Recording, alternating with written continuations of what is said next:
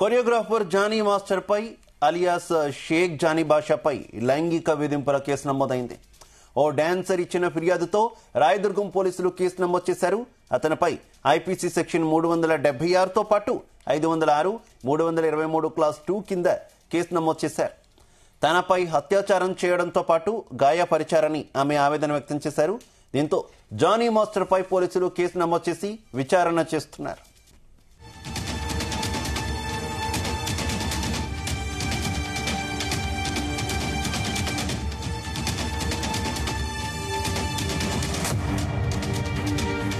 ఇక Johnny master మీద ఆరోపణలు, కేసు నమోదుకు సంబంధించి మరింత ఇన్ఫర్మేషన్ మా క్రైమ్ బ్యూరో రవితేజ అందిస్తారు. రవితేజ, జానీ మాస్టర్ మీద తీవ్రమైనటువంటి ఆరోపణలు వచ్చినాయి. రాయదుర్గం పోలీస్ స్టేషన్ లో కేసు కూడా నమోదైనట్టు తెలుస్తుంది. అప్డేట్స్ ఏంటి?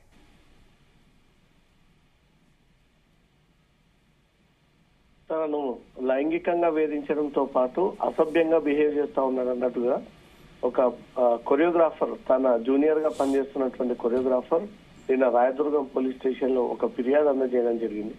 రాయదుర్గం పోలీసులు 0 FIR కింద నమోదు చేసి నార్సింగి పోలీసులకు ఈ కేసు హ్యాండ్ ఓవర్ చేసినట్టుగా తెలుస్తోంది.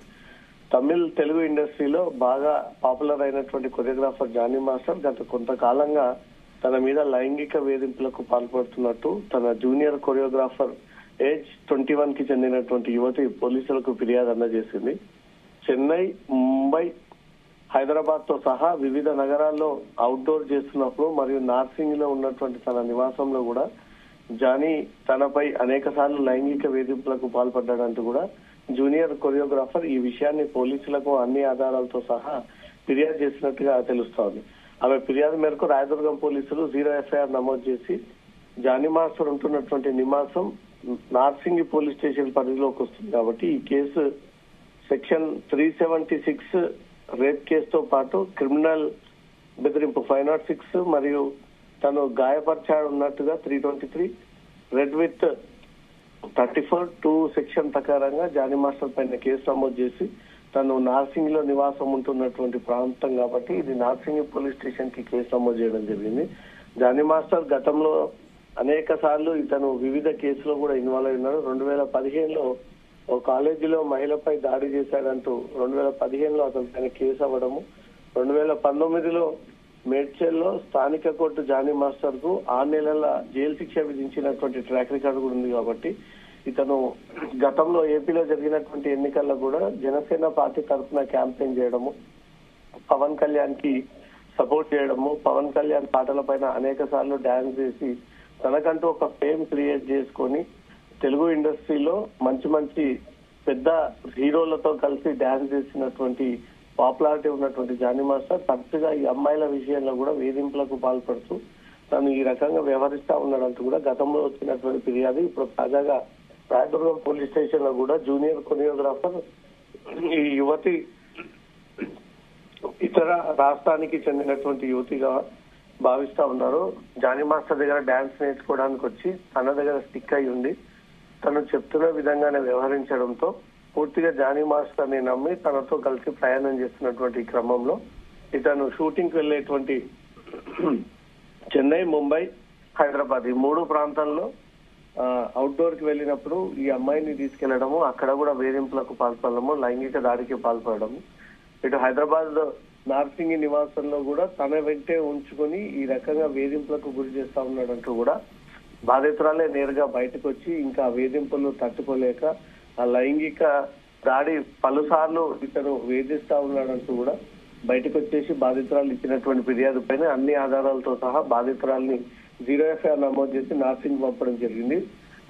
బాధిత యువతికి మీరు మెడికల్ టెస్ట్ నిర్వహించాల్సి ఉంది కాబట్టి ఈ రోజు మెడికల్ టెస్ట్ కోసం పంపించి ఆ రిపోర్ట్ వచ్చి అయితే రవితేజ, ఈ ఆరోపణల మీద ఇప్పటి వరకు జానీ మాస్టర్ ఎక్కడైనా ఒక ప్రకటన విడుదల చేయడం గానీ ఆయన నేరుగా స్పందించడం గానీ ఏమైనా జరిగిందా? ఎప్పుడు ఏ సందర్భంలో అతను పెద్దగా రియాక్ట్ అయినటువంటి సందర్భాలు లేవు. మొన్న బెంగళూరు రేవ్ పార్టీ సందర్భంగా తన ఆకారంతో కూడినటువంటి ఒక వ్యక్తి ఉన్నాడు, దీంట్లో కూడా జానీ మాస్టర్ దొరికాడు అంటూ కూడా ఏదైతే ఒక తప్పుడు ప్రచారం జరిగిందో ఆ సమయంలో మాత్రం తను బెంగళూరు రేవ్ పార్టీకి వెళ్ళలేదని ఆ వీడియోలలో ఫోటోలో తన ఆకారంతో కూడినటువంటి వ్యక్తి ఉన్నాడు కానీ అది నేను కాదంటూ మాత్రం క్లారిటీ ఇవ్వడం జరిగింది. కానీ తను మహిళల్ని వేధించినటువంటి కేసులో గతంలో గాని ఇప్పుడు గాని ఎప్పుడు కూడా ముందుకొచ్చి తన అభిప్రాయాన్ని వ్యక్తం చేయలేదు. ఈ రోజు కొరియోగ్రాఫర్, జూనియర్ కొరియోగ్రాఫర్ గా తన వెంట ఉండి డ్యాన్స్ నేర్చుకుంటున్నటువంటి ఒక మహిళ యువతి, పక్క రాష్ట్రానికి చెందినటువంటి యువతి పట్ల పలుసార్లు లైంగిక వేధింపులకు పాల్పడ్డాడంటే ఇతని నేర చరిత్రలో చాలా మంది అమ్మాయిలు ఈ రకంగా మోసపోయారనేది మాత్రం షేక్ జానీ వ్యవహారాలు ఒక్కడొక్కటిగా వెలుగులోకి వస్తా ఉన్నాయి. నార్సింగి పోలీసులు షేక్ జానీ అలియాస్ జానీ మాస్టర్ కి చెందినటువంటి పూర్వ ట్రాక్ రికార్డ్ అంతా కూడా బయటికి తీస్తా ఉన్నారు. డ్యాన్స్ పేరుతో ఎంతమంది అమ్మాయిలను ఇప్పటి వరకు ట్రాప్ చేసి వారిపైన లైంగిక వేధింపులకు పాల్పడవచ్చు అనేది కూడా పోలీసులకు కొన్ని అనుమానాలు ఉన్నాయి. అవన్నీ కూడా బయటికి తీసి ఇతని కెరీర్ ఎప్పుడు స్టార్ట్ అయింది, ఏ రకంగా స్టార్ట్ అయింది, ఎంతమంది అమ్మాయిలతో ఈ ట్రాక్ రికార్డ్ నడిపాడు, ఎంతమంది అమ్మాయిలు చెప్పుకోలేనటువంటి సిచ్యువేషన్ లో ఇండస్ట్రీలో తన వేధింపులకు గురై ఇతనికి దూరంగా ఉన్నటువంటి సందర్భాలు ఉన్నాయనే కోణంలో కూడా నార్సింగి పోలీసులు వ్యవహారాలన్నీ కూడా బయటికి తీస్తా ఉన్నారు. శివ, మరోవైపు జానీ మాస్టర్ జనసేన పార్టీలో చేరడం, గత ఎన్నికల్లో చాలా క్రియాశీలకంగా వ్యవహరించడం అంతా కూడా చూసాం కదా.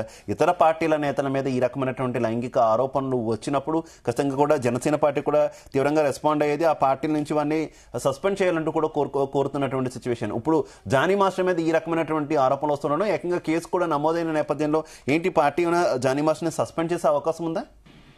ఏ పార్టీ అయినా అది కేసు ప్రూవ్ అయినటువంటి వెంటనే వీరినందరినీ సస్పెండ్ చేసే అవకాశం ఉంటుంది. కొంత పార్టీ కట్టుబడి ప్రకారంగా ఏ పార్టీలో పనిచేసేటువంటి వ్యక్తులపైన ఈ లైంగిక వేధింపులు కానీ కేసులు నమోదైనా కానీ ఇమీడియట్ గా పార్టీ సభ్యత్వం నుంచి తొలగిపోవాలంటూ లేదా సస్పెండ్ చేస్తున్నామంటూ కూడా కొన్ని పార్టీ కట్టుబాట్లను బట్టిగా కార్యకర్తలు వ్యవహరిస్తూ ఉంటారు.